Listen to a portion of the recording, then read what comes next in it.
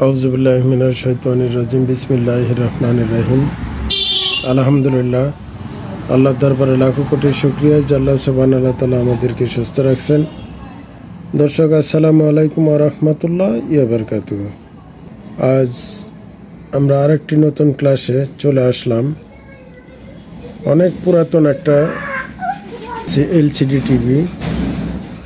তো এই এলসিডি টিভিটা সম্ভবত পানি পড়ছিল। দেখেন, আপনাদেরকে যদি আমি দেখাই, এই যে পার্টসগুলা একবারে জং ধরে গেছে। তারপরে এলবিটি কেবলের জং ধরে গেছে। পাওয়ার সার্কিটের ক্যাপাসিটরগুলা পানি পড়ে, এই যে মেন ফিল্টার ক্যাপাসিটর তুতে ধরে গেছে। তারপরে স্কেলার বোর্ডের দেখেন একদম জং ধরে গেছে। তারপরে আমি আরেকটা জিনিস দেখাই, স্কেলার বোর্ডে এখানে ময়লা পড়তে পড়তে একেবারে হয়ে গেছে, এটা তুইতে ধরে গেছে। এই যে এখন এই সেটটা মানে পাওয়ার দিলে কোনো ভোল্টেজ বের হয় না, কিন্তু অনেকক্ষণ রাখলে আস্তে আস্তে পাওয়ার উঠতে থাকে।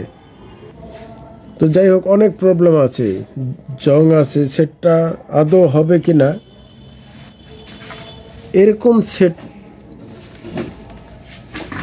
এরকম সেট আসলে আমরা কি করব? এরকম সেট আসলে আমরা সাধারণত আগে পাওয়ার সাপ্লাই দিয়ে দেখব মাদারবোর্ডে কি অবস্থা। যদি মাদারবোর্ড ভালো থাকে বা মাদারবোর্ডের যদি ছোটোখাটো প্রবলেম হয়, তাহলে মাদারবোর্ডটা আগে কমপ্লিট করে নিব। ছোট সেট, সিঙ্গারের 24 ইঞ্চি। প্রাথমিক স্টেজে আগে সেটটা পরিষ্কার করে নেব। এটা হলো আমার প্রথম কাজ। দ্বিতীয় কাজ, যে ক্যাপাসিটরগুলো একেবারেই না বদলালে নয়, সেই ক্যাপাসিটরগুলো বদলাই দিব। দিয়ে সার্কিটটা আমি ফুললি কমপ্লিট করার চেষ্টা করব। প্রথমত আগে সাপ্লাই দিব, দেখি এটার সাপ্লাইটা পাওয়ারটা কি অবস্থা, ঠিক আছে কি না এটা দেখব। তো মূলত সেটটা অনেক জং আছে, ডাস্ট আছে, এই জন্য সেটটা আগে ক্লিন করে আমি হট গান দিয়ে আগে মানে রিসোল করে নিব।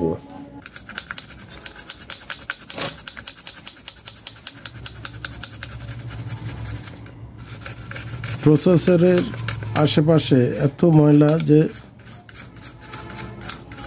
আমরা কখনো থিনার ব্যবহার করব না। থিনার ব্যবহার করলে এই যে প্লাস্টিকের যে কতগুলো পিএফ আছে, এই পিএফগুলো নষ্ট হয়ে যায়। অনেক সময় দেখা যায় যে গলে যেতে পারে। এই জন্য আমরা অকটেন ব্যবহার করব, অকটেন যেন শুকায় যায়। আইসিগুলো একটু রিসোল করব। যারা চিকন তাতাল দিয়ে রিসোল করতে পারেন তারা করবেন। আমরা অবশ্য এখন আমি আমার অনেক সময় হাত কাঁপে, এই জন্য আমার হট গান দিয়ে রিসোল করতে হয়। আগে রজন পেস্ট ভরে নেই, চতুর্পাশে ভরে নিয়ে হট গান দিয়ে হিট দিয়ে দিই, বাস। তো আপনারা করবেন। তো আমি বেশি সময় এই সেটটাতে দিব না, অল্প সময় একটু ব্যয় করব, করে যদি রেজাল্ট আসে লোকটার উপকার হবে।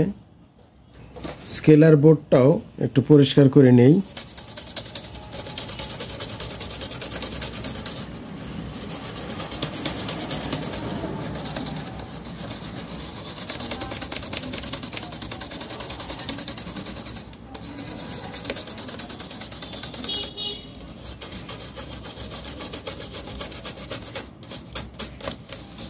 এখানে এলবিটিএস কেবলের ওই যে 3-4টে কন্ট্যাক্ট তুতে ধরে আছে, এই যে মানে জঙ্কের মতো পড়ে আছে। আমরা ওইগুলা টুইজারের মাথা দিয়ে আস্তে আস্তে করে পরিষ্কার করে দিব।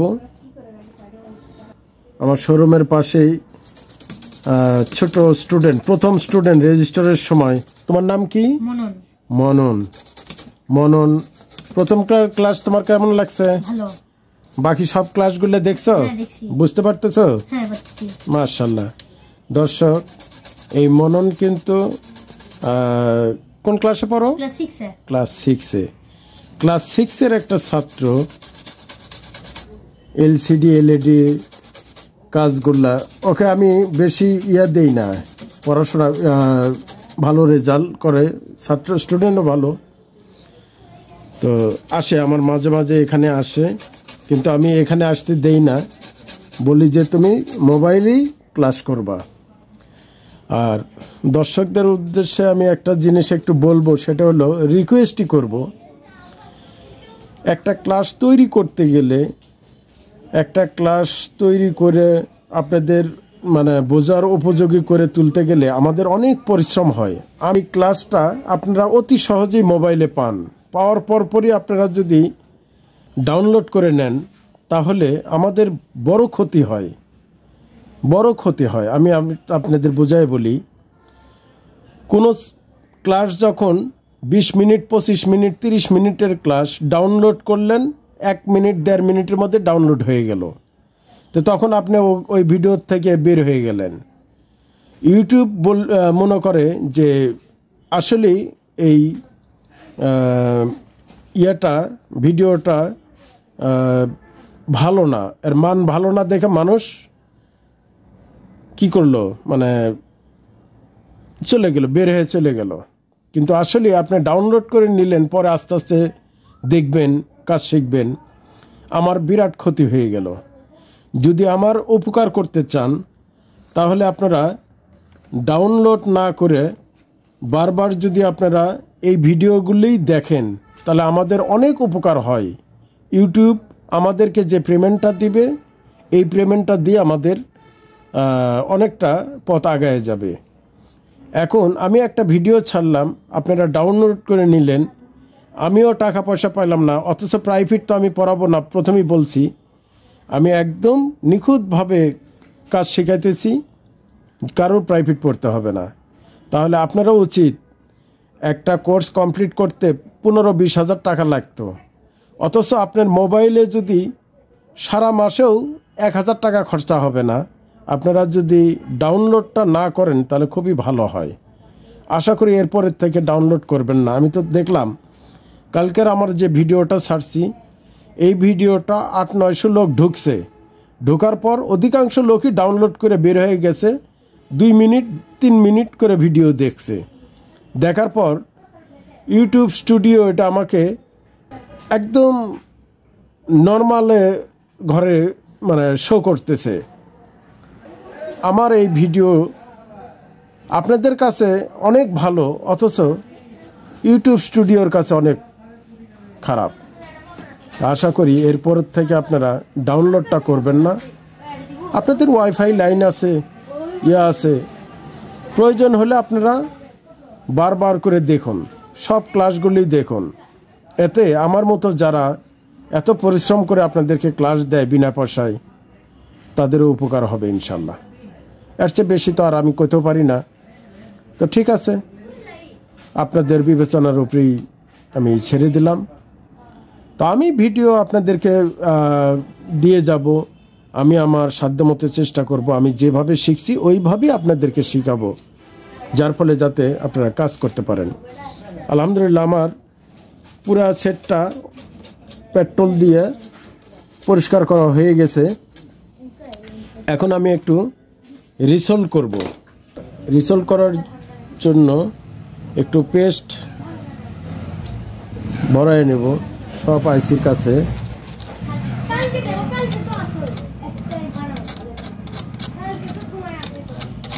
যেহেতু হটগান আমি করবো, সবগুলো আইসি একটু রিসোল করে নেব আর কি ইনশাল্লাহ। আপনারা এইভাবে জেল রজন ভরায় নেবেন, কারণ আমাদের যে রাং রজন যেটা পাওয়া যায় ওটা তো বেশি মোটা হয়ে যায়।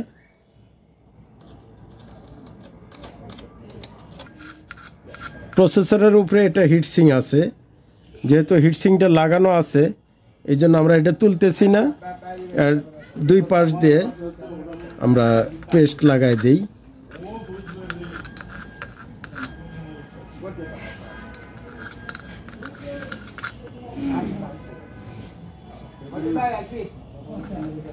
দেখেন এর দুটো সার্কিট এর আগে আপনাদেরকে দেখাইলাম, আমি প্র্যাকটিক্যাল করে দিয়ে আসছি। ওখানকার চাইতে এই সার্কিটের কি পরিবর্তন আছে এটা একটু দেখেন, তাহলে আপনাদের সুবিধা হবে।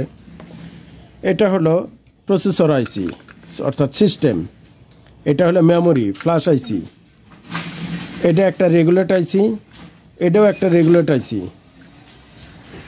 এটা এলবিটিএলস কেবল, এটা সাউন্ড আইসি, সাউন্ড আইসির 4টা কয়েল, স্পিকারের জন্য 2 তার করে। এটা হলো ডায়োড, এই যে উপরে ডায়োডের চিহ্নই আছে ডায়োড। ঠিক আমরা গতকাল যেটা দেখছি সেটা হলো আইসি দিয়ে করছে, ইনভার্টারটা চালু করছে, আর এটা ট্রানজিস্টর দিয়ে চালু করছে। তারপরে ওইটা আমরা ভোল্টেজ মাপলেই বুঝতে পারবো। পাওয়ারের কিছু পরিবর্তন দেখেন, এই যে এসি কট, ফিউজ, এই যে থার্মাল রেজিস্টর, ফিউজের পর থার্মাল রেজিস্টর, তারপরে ট্যাপ কয়েল, এই একটা ব্যবহার করছে, এই একটা ব্যবহার করছে। প্রাথমিক স্টেজে একটা ফিল্টার হওয়ার পর, এসি ফিল্টার হওয়ার পর দ্বিতীয় স্টেজে আর একটা হওয়ার পর এই যে রেকটিফায়ার, ব্রিজ রেকটিফায়ারে গেছে অল্টারনেটিভ সাইড। এখন এই সেটটা হলো এসটিআর সেট। এর আগে আমরা পাইছি হলো মসফেট সেট, এটা হলো এসটিআর সেট। এটা এসটিআর এর হিটসিং, আইসিটার হিটসিং আইসি। এটা হলো মাদারবোর্ডে উল্টা পৃষ্ঠা। উল্টা পৃষ্ঠাটাও আমরা একটু পরিষ্কার করে নেই। হট গান দিয়ে সেট যখন আপনারা হিট দিবেন, উপকার কি অপকার কি? উপকার হলো এটাই যে সেটে অনেক সময় ফাঙ্গাস জমে, পার্টসের গোড়া ফাঙ্গাস জমে। আবার দেখা যায় যে অনেক দিন চলছে সেটটা, চলার পর ওই হয়ে যায়, ড্রাই হয়ে যায়। তাহলে আপনি যখন হটগান দিয়ে হিট দিবেন তাহলে সেগুলো আবার পুনরায় রাঙগুলো ঝালাই হয়ে যাবে। আর অ্যাকচুয়ালি আমরা চিপস আইসিগুলো খোলার জন্য হটগানই বেশি ব্যবহার করব, কারণ চিপস আইসি এমনি যদি আমি খুলতে যাই তাহলে আইসিটা নষ্ট হয়ে যেতে পারে, অথবা আমি যে মাদারবোর্ড থেকে আইসিটা খুলতেছি ওই আইসিটা খারাপ নাও হতে পারে, হয়তো ভালো আইসি আছে। এই জন্য আমি খোলার সময় সতর্ক হয়ে খুলব যাতে বেশি হিট না পায়। আমি নিপিলটা লাগাই নাই, যার কারণে হিটটা আমি সরাই নিচ্ছি, পুরো সার্কিটটা আমি হিট দিব।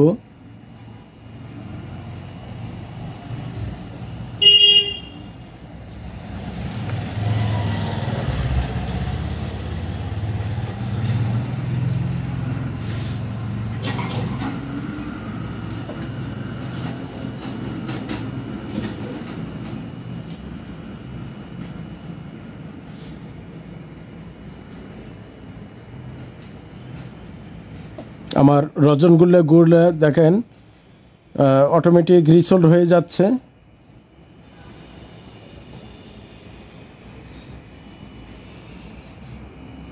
এক জায়গায় ধরে রাখবো না, ধরে রাখলে হিটের যে একটা গন্ধ সেটা চলে আসে। আমরা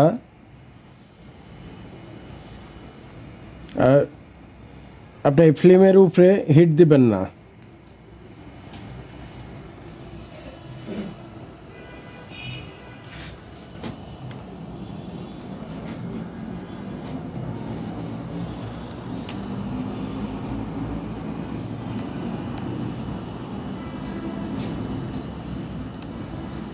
আমরা সুন্দর করে এইভাবে হিট দিয়ে নিব যাতে রজনগুলো গলে, যাতে রাঙগুলো সুন্দর গলে হয়ে যায়।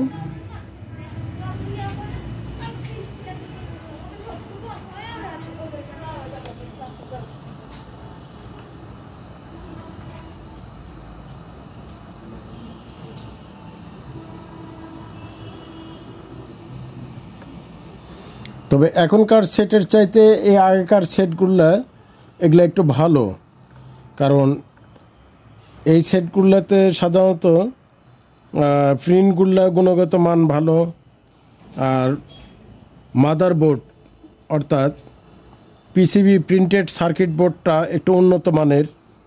এখন তো চায়না যত কম দামের বানায় মার্কেটে ছাড়তে পারে এরকম। আচ্ছা, দেখেন আমার বোর্ডটা অনেক হিট হয়েছে, হিটের যে একটা গন্ধ সেটাও পর্যন্ত বের হয়েছে।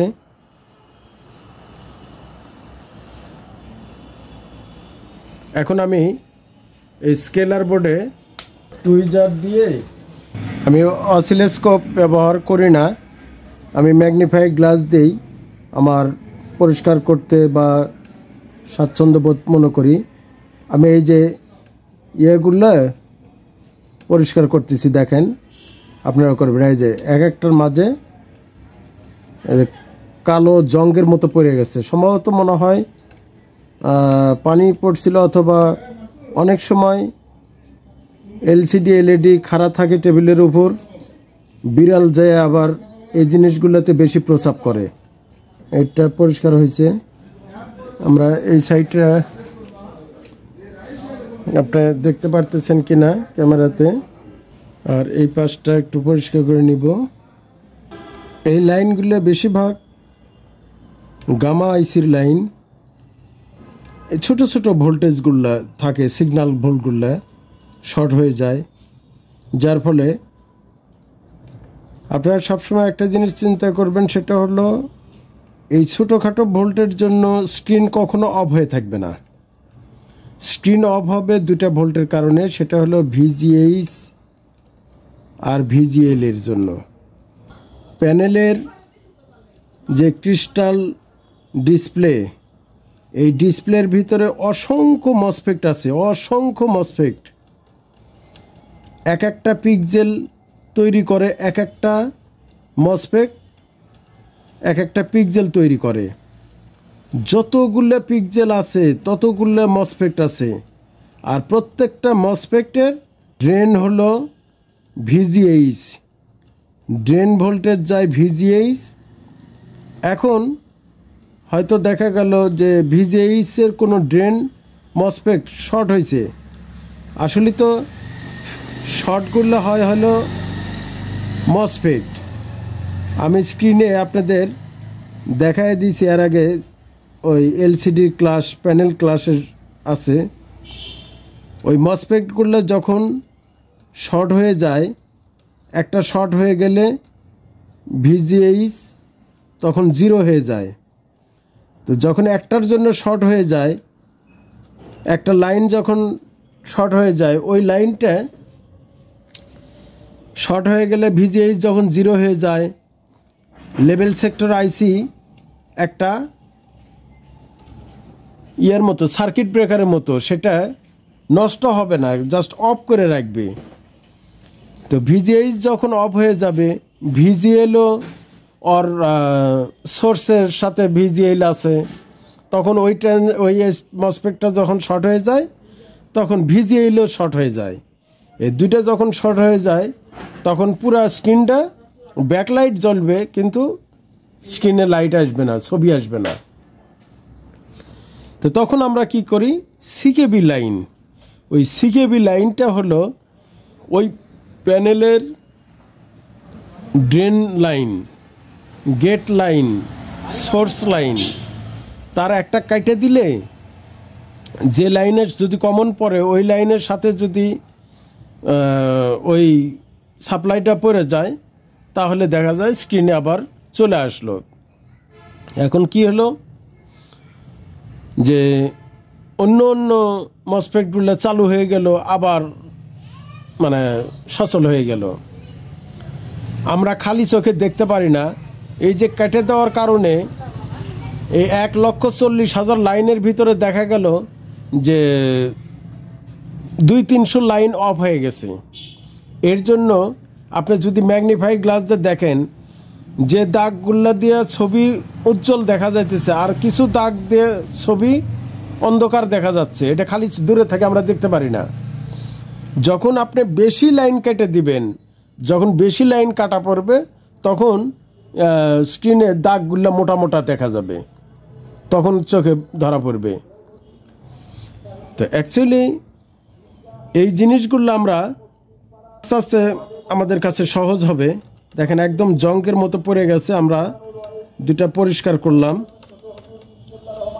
তো জানি না সেটা উঠবে কি না, তো তারপরেও চোখে দেখা যে কাজগুলো এগুলো আমরা করলাম। তো ঠিক আছে, আমরা সেটটা এখন লাইন দিব। এলবিটিএস কেবলটা একটু ময়লা আছে, পরিষ্কার করে নেই। খুব সাবধানে নিচের দিকে টানবেন, উপর দিকে যাবেন না, কারণ ওই ইয়ার থেকে প্রিন্টটা যদি উঠে যায় তাহলে সেট করতে সমস্যা হবে। এই তিনটা কানেকশনের জন্য কিন্তু ছবি অফ থাকবে না। যে তিনটা কানেকশন জং আমি পরিষ্কার করলাম, হয়তো রেড কালার থাকবে না অথবা সবুজ কালার থাকবে না, যে কোনো একটা কালার হয়তো মিস করবে। কিন্তু আমার মেনলি হলো এই যে চার তার মিলে এটা হলো বি প্লাস। আপনারা যখন এই জ্যাকটা লাগাবেন, যেহেতু নতুন আপনাদেরকে সব কিছু আমাকে জানাই করতে হয়, লাগাইলেন যদি খুলতে চান এরকমভাবে টানলে খুলবে না। এই যে দুইটা লক আছে, দুই সাইডে লক আছে, লকগুলো চাপে ধরে তারপরে টান দিবেন। এই আবার লাগানোর সময় চাপে ধরতে হবে না, লাগানোর সময় সমান করে লাগাবেন। আমরা সেটটা লাইন দিছি, পাওয়ার স্ট্যান্ড বাই বাতি জ্বলে নাই। আমি যদি এই হট সাইটের মাপি তাহলে বডিতে আর্থিং দেওয়া যাবে না, দিতে হবে হলো আমার এই সাইটেই। এই ক্যাপাসিটরের নেগেটিভ হলো এটা এই পিনে ধরবো, আর এটা পজিটিভ। হ্যাঁ, ক্যাপাসিটরে 328 ভোল্ট আসছে, তার মানে সেট লাইন আসছে, কিন্তু এলইডি স্ট্যান্ড বাই বাতি জ্বলে নাই। কিবোর্ডে ভোল্টেজ 3.3। হ্যাঁ, কিবোর্ডে ভোল্টেজ আসছে, সম্ভবত এই জ্যাকটাতেই ভালো জং টং আছে হয়তো। আমরা এই যে হ্যাঁ জ্যাকটাতেই জং ছিল, এই যে মাঝে মাঝে চলে যায় আসে। দর্শক, স্ট্যান্ড বাই বাতি জ্বলছে। এখানে আমি ভোল্টেজ পাবো হলো এই ডায়োডের এই প্রান্তে ভোল্টেজ পাবো, এটা 12 ভোল্ট, 11.92 অর্থাৎ 12 ভোল্ট। এলবিটিএস কেবলে কত আছে? এলবিটিএস কেবলে ভোল্টেজ নাই, অর্থাৎ এলবিটিএস কেবলে ভোল্টেজ যাবে স্ট্যান্ড বাই অন করলে। আমরা স্ট্যান্ড বাইটা অন করলাম, দেখি এলবিটিএস ভোল্টেজ যায় কিনা।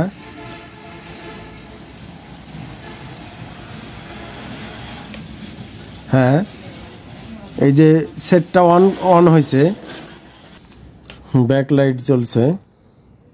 আমি একটু দেখব স্কেলার বোর্ডে ভোল্টেজগুলা পাওয়া যায় কিনা।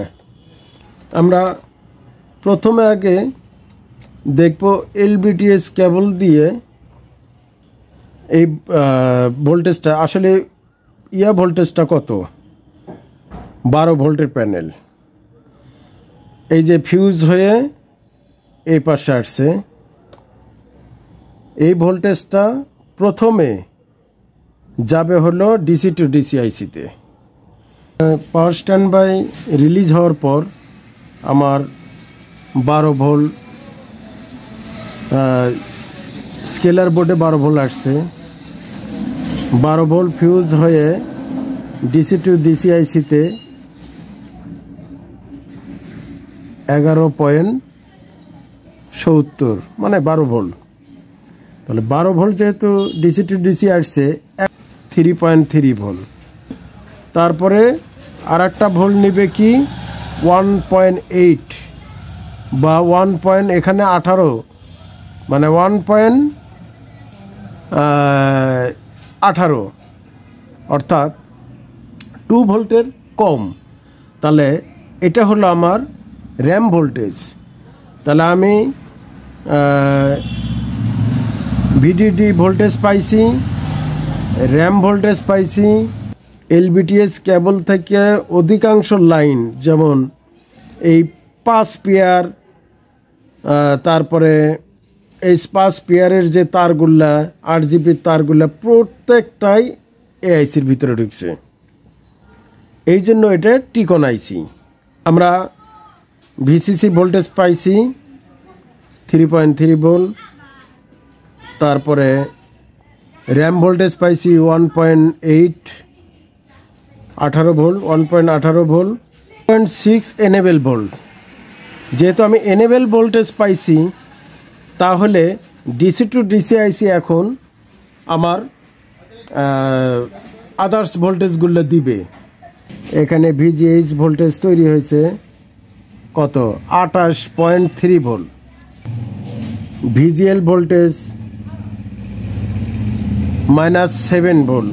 ওকে, তাহলে আমার এই মোটামুটি এই সাইটে সব ভোল্টেজই আছে। এখন আমি দেখব গামা আইসিতে বি প্লাস ভোল্টেজ আছে কিনা। 3 ভোল্ট আছে। এখন আমার এটা ভিজি আর এবিডিডি ভোল্টেজ 17 আসছে। ভিজিএল ভোল্টেজ 7.5 আসছে। মোটামুটি সব ভোল্টেজই আমরা পাইছি। তাহলে শর্ত অনুসারে আমার এই সেটটা কিন্তু ডিসপ্লে চালু হওয়ার কথা। আপনাদের যদি আমি একটু দেখাই, সেটের ডিসপ্লে মোটামুটি ভালো আছে। তো এই পাশে একটা দাগ আসছে। তো সাউন্ডটা আমরা দেখি। আমি সেটটা অফ করে দিলাম। এখন ডিসি টু ডিসি আইসিতে চেনার যে বুদ্ধিটা ওটা একটু দেখে দিব। কালকে এরকম বাজাজ পয়েন্ট রাখবো। দেখেন আমার এটা হলো এলবিটিএস কেবলের 12 ভোল্টের লাইন। তো আমি এইখানে এক পিন রাখলাম। আর এগুলা দিয়ে দেখেন, এগুলা দিয়ে আমি ইয়ে করব, কোনো পিনের সাথেই কাজ করবে না যদি এইভাবে। কিন্তু সেটে লাইন অফ করে, অবশ্যই অফ করে এই কাজ করবেন। গেল এটা। আমরা এআইসিটা দেখি, কোনোটার সাথেই আসতেছে না, এটার সাথেও নাই। এই যে কোনোটার সাথে না, এটার সাথে দেখেন এই পাশে নাই। এই যে এই পাশে, এই যে এটা হলো ডিসি টু ডিসি আইসি, অর্থাৎ এই 12 ভোল্ট সরাসরি যা গেছে এটা ডিসি টু ডিসি আইসি। এই পাশে একটা বি প্লাস নিচে, আর এই পাশেও একটা বি প্লাস আছে। যেটা এখানে একটা পিনে ঢুকছে, এখানে একটা পিনে ঢুকছে, আর এই পাশে একটা পিনে ঢুকছে। তখন বুঝবো, অর্থাৎ এক পিনেও যদি ঢুকে থাকে তাহলেও এটা ডিসি টু ডিসি আইসি। একমাত্র চিনার উপায় হলো এটাই। আর গামা আইসি চিনার আর একটা সহজ উপায় হলো, গামার আশেপাশে যত লেক আছে, গামার যত লেক কানেকশন আছে, এগুলো সবগুলা সোর্স কপে চলে গেছে। এর এক একটা একটা জাম্পার এক একটা রেজিস্টার ওপেন করে দিলে এক একটা সিগন্যাল আসবে, অর্থাৎ স্ক্রিনে, অর্থাৎ মুখের উপরে দাগ আসবে, ছবির উপরে দাগ আসবে, ছবির শেড আসবে, নয়েজ সিগন্যাল আসবে, তারপরে নেগেটিভ আসবে, ডিফোকাস আসবে, কনভার্জেন্স আসবে। এই যত ফাংশনগুলো অ্যাডজাস্ট এই গামা আইসি দিয়ে ফিল্টার করে বের করছে। এই গামা আইসির এই জিনিস, এই প্রিন্ট আর এলসিডি এলইডির অধিকাংশ সেটের প্রিন্টগুলো নষ্ট হয়, যেমন সোর্স কপের প্রিন্ট নষ্ট হয়, সাইড কপের প্রিন্ট নষ্ট হয়, তারপরে এই স্কেলার বোর্ডের প্রিন্ট নষ্ট হয়, পার্টস খুব কমই নষ্ট হয়, প্রিন্টগুলি নষ্ট হয় বেশি, চিকন প্রিন্ট হওয়ার কারণে নষ্ট হয় বেশি। আর বিশেষ করে আমাদের ড্যাম ওয়েদার, যার ফলে আরও বেশি নষ্ট হয়।